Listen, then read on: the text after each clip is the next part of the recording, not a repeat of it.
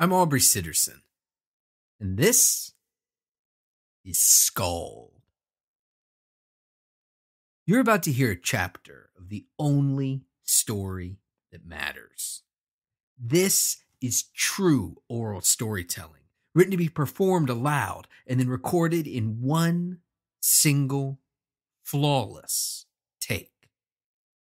The story is an ongoing one, but here is a great place to dive in. If you'd rather start from the beginning, though, you can always go back and listen to previous episodes of the show for absolutely free. Or you can pick up the prose ebooks on Amazon for only $2.99 each. This isn't me reading you a story. This is me telling you a story. This is SKALD, part 38.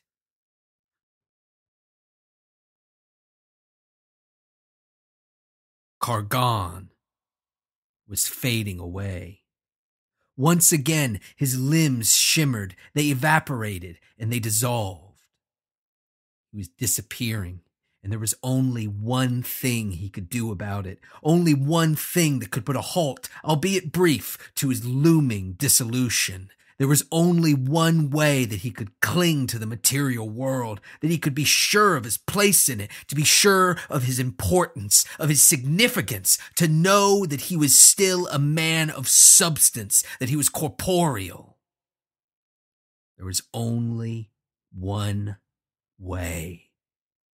He had to struggle, to fight, to win. He had to kill.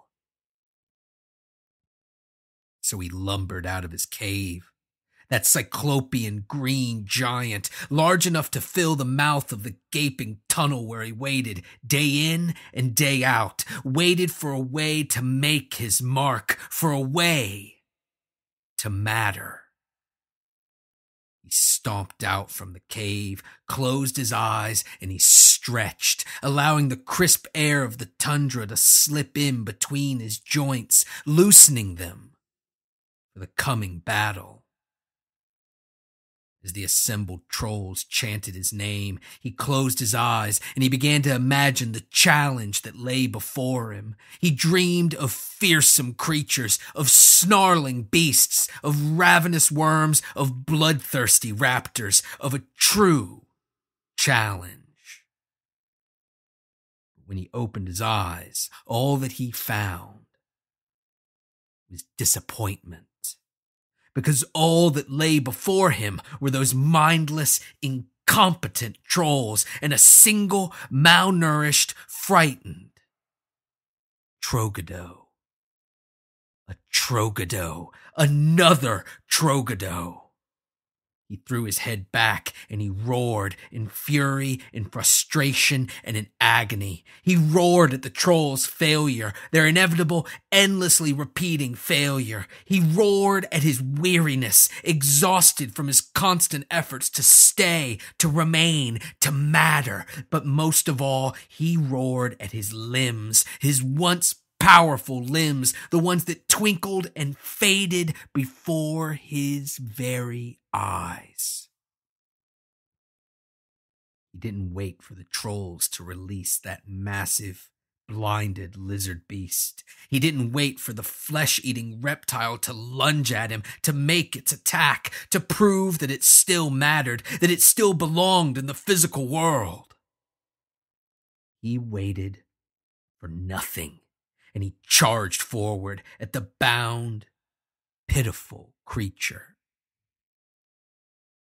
The trolls' chants surged as Khar'Ganh rushed forward.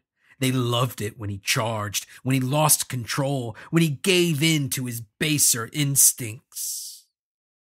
They loved it because it reminded them that they were not so different. Though Khar'Ganh towered over them, though he would brave the stinging rays of that dim sun, in moments such as these, he was as mindless, as destructive, as incorrigible as the most primitive of the trolls' number. The trolls scrambled to get away, to clear a path in front of the charging giant, but few were quick enough. The ones that weren't were trampled under Khar'Ghan's massive calloused feet, and the rest were kicked aside, sent careening into their brethren. But even as they tumbled into one another, as troll crashed into troll, they never stopped screaming, never stopped shouting, never stopped chanting the name of their leader, of their idol, their hero, the destroyer. Khar'Ghan. Trogdor wasn't ready. Those subterranean lizards could see nothing on the surface world. Even the full moon, the one that hung heavy, omnipresent over the landscape, even that dim deceiver shed enough light to overwhelm the Trogdor's senses. But though it couldn't see Khar'Ghan's approach, it could feel it. The Trogdor could feel Khar'Ghan's feet pounding into the earth, could feel as the chains binding it were dropped by fleeing trolls, and it could feel as Khar'Ghan's rough hands seized it up by its throat. But though the lizard could feel Khar'Ghan's hands, it couldn't see that they had turned almost completely invisible. Khar'Ghan had knocked the trolls aside, had swatted them away as if they were no more than flies, and to him, at that moment, that's all that they were. He had seized the Trogdor, taken it by its throat in a single hand, sliding the heavy metal collar up so that he could hold the beast properly, high enough that he was safe from its snapping teeth, but low enough to close its throat completely. Khar'Ghan stood for a moment, a brief instant that felt like a lifetime. He stood and he looked into the beast's blinded eyes, felt its hot breath on his face as it screamed, as it condemned its attacker to whatever hell it believed in. Khar'Ghan could have waited it out. He could have simply held the beast, let it tire, let it run out of air, let it strangle, twitch, and die as he stood there, watching. But as he looked at the invisible hand that held the monster, he knew the truth. It wasn't enough. There had been no struggle. There had been no fight, and he didn't matter. He did not matter. A searing pain shot through his skull like hot knives behind his eyes, hot knives that severed his optic nerves, that sent him plummeting into darkness for an imperceptible eternity. And when the darkness receded, when it pulled back, when it allowed him to once again gaze upon the world around him, he knew exactly what he would do. With the chant still going, still growing louder, growing angrier, growing more bloodthirsty by the second, he grasped the writhing Trogdor with his other hand. He dug his massive, powerful, invisible fingers into the creature's flesh. He clenched his fists. He raised the still shrieking monster above his head, and with a shout, he pulled. Screaming, he tore the beast asunder. He ripped the monster in twain, shouting at the heavens, crying out for help, for assistance, desperate to matter, to truly matter. He bellowed at the heavens as he split that pitiful creature in half. Blood and gore fell down upon his head. It soaked his thick, unruly hair. It dripped down his face, and it pooled in the shallow, rocky holes at his feet. In a frantic motion, he flung the Trogdor, flung both halves of it out into the churning mass of trolls that surrounded him. He did it quickly, disgusted, horrified, embarrassed by what he saw. Not the bloody ripped pieces of that poor, wretched Troglodyte. No, he was disgusted, horrified, embarrassed by the hands that held it, the ones that remained invisible. He had fought. He had won. He had killed. He had delighted his followers. They chanted his name. If they had the wits to accomplish it, they would have been singing his praises. But instead, the stupid, nescient creatures set upon the bloodied, ruined carcass of the Troglodyte, biting, slurping, gnawing, and feasting upon their leader's scraps. They were beasts themselves, little more than dogs, ignorant creatures who only existed in relation to someone else. And what good was praise from ones such as they? They had elevated him. They had encouraged him. They had done as he requested, done as he ordered, and done as he commanded. They had done all this, but in the end, did it matter? Did he matter? As he looked down at his hands, looking through where they should have been, down to the bare legs that had not yet slowed their dissolution. He knew the answer. The trolls had needed a leader, and so he had become it. What else should he have done? What else could he have done? He had done it to matter, done it to be significant, to be important, but it had done nothing. Their praise, their adulation, their admiration, it all meant nothing. It did nothing. It was as futile as the foolish trolls' useless hunts. It was their fault. It was their fault that he didn't matter. It was their fault for not making him matter. He had done all they asked, all they needed, and yet they would not give him the one thing that he required: validation. A smile spread across Khar'Ghanh's face, as bleak as the tundra that surrounded him, and he made a decision that had been made by leaders good and bad, time and time again, for all of eternity. They wouldn't give him what he needed, then he would take it. Khar'Ganh set upon the trolls, not with the fury that took hold as he dispatched the Troglodyte, but with a cold, clinical obligation. As they ran before him, looking back to cheer him on, to chant his name, to cry out to their leader, to the one that towered above them, Khar'Ganh leaned down again and again, taking up thrashing trolls with both hands. And those hands, the ones that had been completely invisible only a moment before, they began to slide steadily back into existence as they crammed troll after screeching troll into Khar'Ghanh's gaping, ravenous mouth.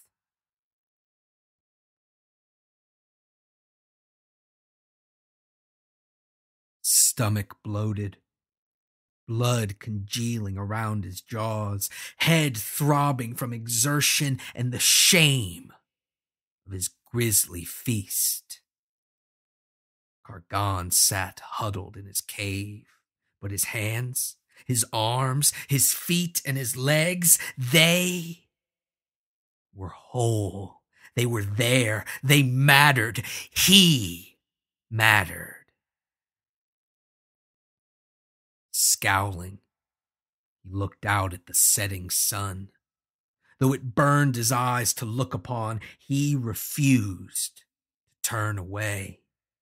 He was above those foolish trolls, above his followers, the ones who had retreated deeper into the caves to sleep through the day, the better to hide from the stinging rays of that world's insufficient sun. He was more than them, better, more significant, and he would not cower. He would not hide. He would not simply wait to disappear. He watched, scowling, seething, waiting for the sun to finish its cowardly retreat behind the horizon, waiting for it to cede the sky to that heavy, full moon.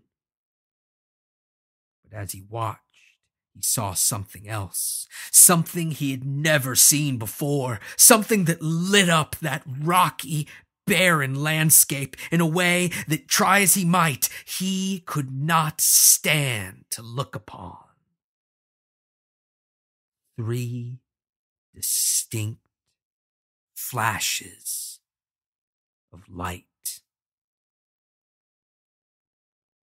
Though he had closed his eyes soon after that first burst of searing white light, the subsequent ones were bright enough to fight their way through his thin, green eyelids. They stabbed his eyes, burning their mark into his corneas, leaving 3 glowing after-images upon the horizon, such that he could tell exactly where they had each occurred. He didn't know what the lights were, but he knew what they heralded. Something new, something different, something important, something that mattered, something that he would fight. So he called out to the trolls, bellowed back into the caves, his loud, deep voice echoing off the rocks, shaking the trolls from the sweet, blissful slumber of the ignorant. He summoned them up from the depths, blinking and shielding their eyes from what sunlight still bent around the horizon. He summoned them to his side. He pointed at the wasteland once, twice, 3 times. And he commanded them, "Go, bring me what you find. Now." And as the trolls scrambled to obey, as they scrambled over one another and scrambled out upon the rocks, Khar'Ganh retreated into the dark, frigid tunnels of his cave. As that horde of green flesh descended upon that dying world, Khar'Ganh went deeper, delving into a cavern large enough for him to stand fully upright. The giant, the destroyer, stalked to the far end of that massive vault. He balled up his fists and he drove them in to the wall. Again and again, his fists collided into that solid rock. He clenched his teeth and he punched harder and harder as stone began to shatter and chip, to break from the wall in pieces that grew larger with every prodigious strike. And every time he struck the wall, the cavern grew as his bones cracked, as rock fell away, and in its place a set of slick, red, gruesome stains.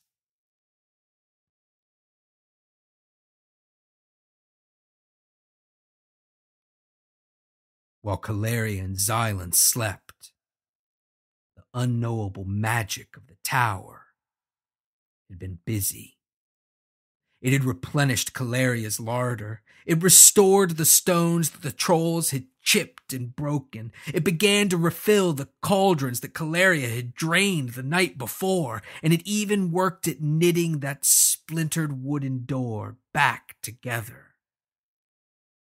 But the day wasn't over. Though the sun's journey across the heavens was a quick one, it still hung in the sky above. It had been 2 hours at most since the sun had clawed its way up over the horizon, a mere 2 hours before the bells started ringing, before Caleria and Xylem were torn from their slumber, before the heavy footsteps started making their way through the tower, up the stairs to the ancient wooden door that remained cracked, splintered, and broken. Though Xylem had fought hard throughout what remained of the night, as valiant as he was vicious.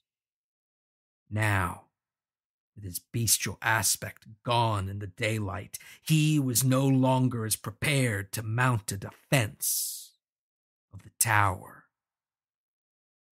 So as the godless monk cowered, searching for a weapon, anything he could use to defend himself, it was Caleria that stepped forward to guard the door.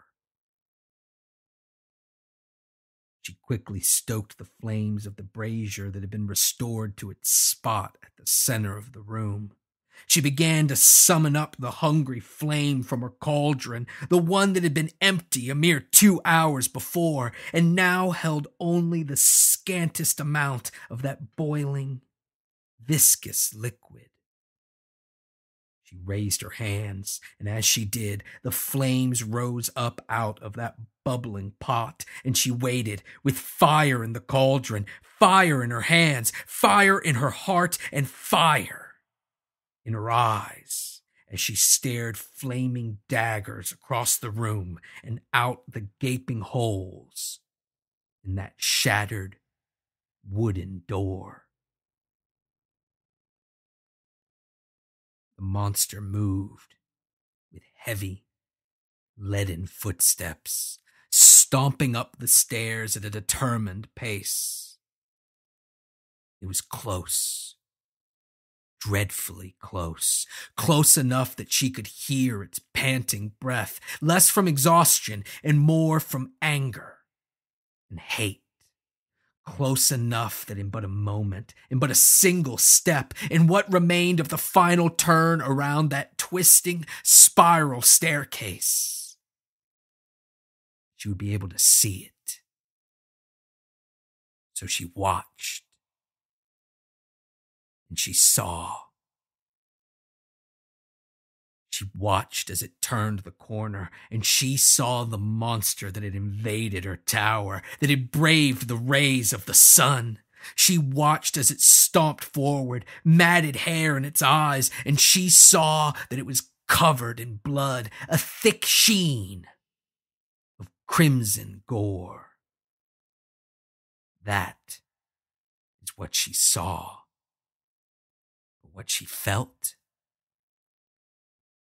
She felt something else entirely, and she knew that she and this monster, this gruesome, lumbering butcher, they shared a master. "Skog! Skog! Where is she?" Maul bellowed as clearly as he could, with the muscles of his throat weakening, slackening, atrophying. He flung himself at the door, swinging his fists artlessly at the splintered wood, stopping only briefly to lock eyes with the grinning sorceress who stood, staring out at him. "You! Where is she? Tell me! Tell me now, or tell me, or I shouldn't beat the breath from your lungs!" "Maul?" Xylem, recognizing the voice of his companion, leapt to his feet. "Caleria, please, please, don't hurt him." "I would never." Caleria spoke kindly. She opened the splintered door, eager to spare it any more damage. "I would never hurt a fellow devotee, one of his chosen ones." As the door swung open, Maul reached for his cudgel. Him? You are one of his supplicants? His voice rose steadily, filling with fury and rage. If she saw the danger in Maul's movements, if she heard the malice in his voice, Kaleria did not show it. Instead, she turned, lowering her hands, and she walked confidently back to her brazier, where she stared beatifically at its glowing light. Who else can bless his followers with the cleansing flame, the hungry fire, the cathartic blaze that will make the world anew? As Maul watched warily, Xylem went to Kaleria, panicked. Him? You follow him? Of course I do. Everyone does. Kaleria smiled again. In their own way, everyone does. Maul stepped closer to Kaleria, his voice turning into a growl. Your god stole from me. He took everything. He is not a god. Kaleria corrected the brute, gently, for up close she saw just how savage he truly was. Did you make a pact with him? Maul paused for a moment, and then spat his response. Yes, and he broke the terms. He went back on our deal. Kaleria began to laugh. Of course he did, but I'm sure it was with good. Suddenly, the sorceress stopped, because up close, with the light of that hungry fire flickering on Maul's skin, with the gore running off him, landing in a puddle at his feet, she saw something that twisted her stomach into knots. Beneath the red, beneath the crimson horror, Maul's skin turned green. Kaleria, forgetting the undeniable savagery of her guest, or perhaps just no longer caring, seized Maul by his blood-drenched shoulders. What have you been doing? Tell me quickly. Maul smiled broadly, a smile that would have felt warm and inviting if it hadn't been mired in the middle of a blood-soaked face, one boasting scowling eyes and a pugilist's nose. I've been hunting. The sorceress shook him, panicked. The trolls. Have you been fighting the trolls? Maul began to laugh, an awful, senseless, nescient cackle that filled the room and chilled Kaleria's blood.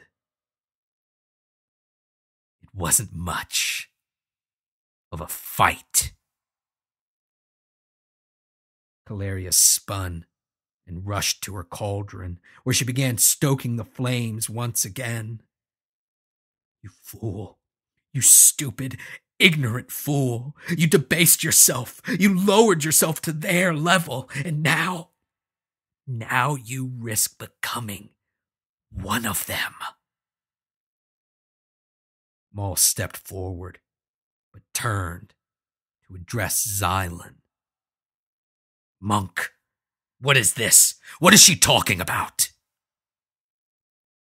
Without looking up from her sorcery, Caleria spoke in bitter, angry tones. I'm talking about you, or what's left of you. We'll have to burn it out. Xylan looked on, confused, horrified, unable to find anything to laugh about in that grim tableau. But Maul didn't have that problem, so the savage guffawed loudly. Burn it out? Burn what out? You must have me mistaken for someone else, girl. I feel better than I ever have. Caleria went to her other cauldron.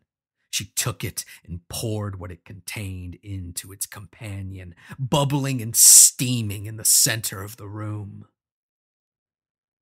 Do I? Tell me, brave warrior. She turned and sneered at Maul. Who are you? Who are you really? Where do you come from? What do you want? What do you need? Where are you going? What will you sacrifice to get there? What do you love? Tell me. Tell me now. Tell me anything of importance. Maul, the fury rising up within him for reasons he could not place, roared his response. I am Maul, King Maul, and I am going to... But before he could finish, his already shattered mind was struck with something else, something heavy, dull, and blunt. It smashed into his brain, leaving it lifeless and dumb. And as he collapsed to the floor, his face, once pulled taut with rage, relaxed into a familiar, blank expression of ignorance.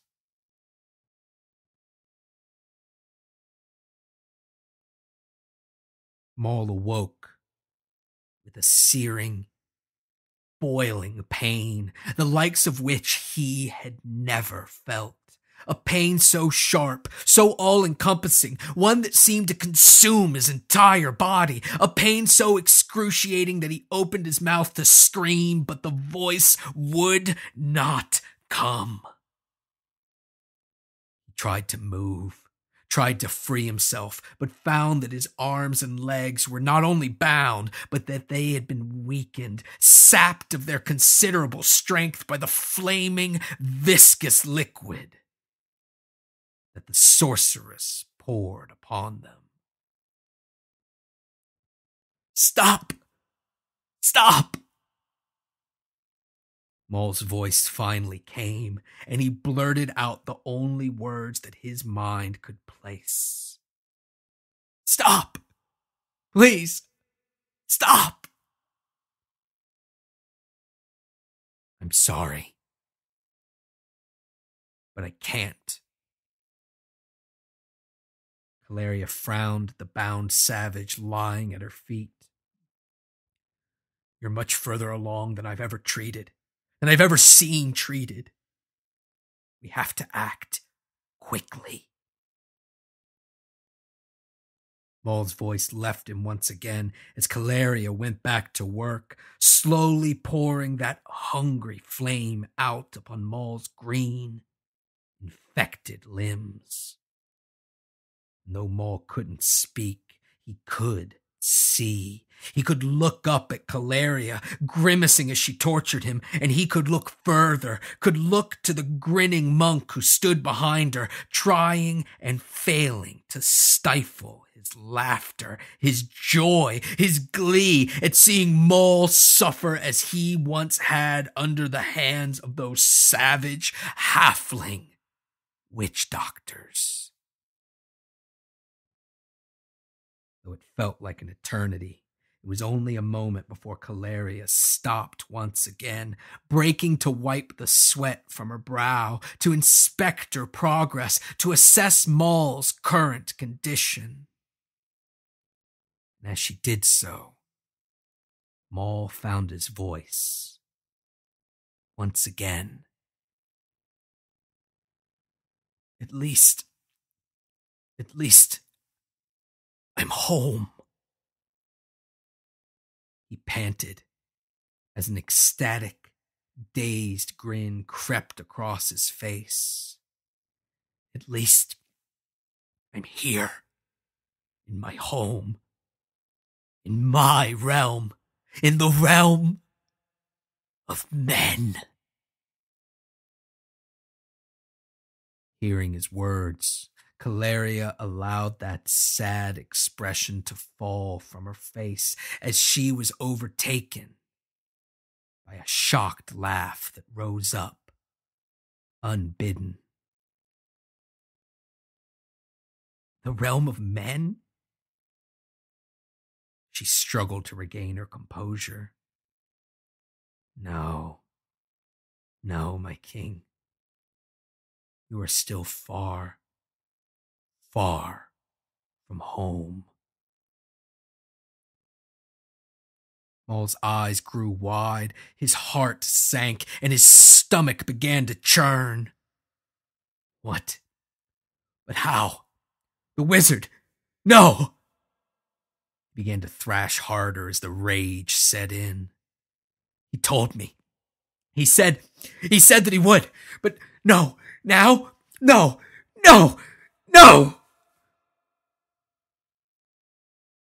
Caleria swallowed hard. The delirium had set in. She had to move quickly. Hush now. Close your mouth. And hold your breath. And as Xylan broke out into an uncontrollable fit of hysteric laughter, she raised her cauldron above Maul's head.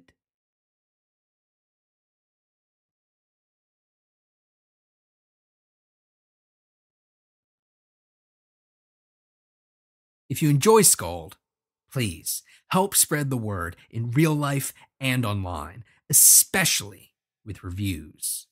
Amazon reviews in particular are extremely important as they help folks find out about the SKALD ebook volumes, which then leads them back to the podcast.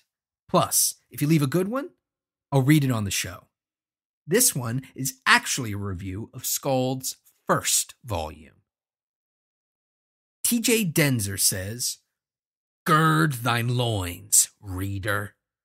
Are you a fan of Conan the Barbarian? How about the animated movie, Heavy Metal? Do you like your fantasy to come at you like the fires of Hades reaching out from the chasm to scorch you with the passion of 1,000 screaming minstrels? Then you are going to want to check out SKALD. This fantasy narrative will pull you in and hold you steadfast for the trials and tribulations of its mighty hero, Maul." Volumes 1 and 2 of SKALD are still available on Patreon for only $2.99. But the best way to help out the show is Patreon. At patreon.com/SKALD, you can and should sign up to donate small monthly dollar amounts to help support your favorite podcast. Come find me on Facebook, Twitter, Tumblr, and Instagram. Username Aubrey Sitterson. Or hit up AubreySitterson.com for links to everything, including SKALD, the SKALD ebooks, my comics writing, my wrestling talk show Straight Shoot, bio, contact information, and more. This week, I've got another music recommendation for you. It's the venerable, classic 70s metal band Cirith Ungol. If the SKALD rock opera is a thing that ever happens, this is what I want it to sound like. Screeching vocals, shredding guitars, and a heavy, doom-laden rhythm section. Plus, their album covers are all taken from Elric paperbacks. It's like a metal band that was designed just for me. Start with their second album, King of the Dead. Thanks for listening. I'll talk at you next week.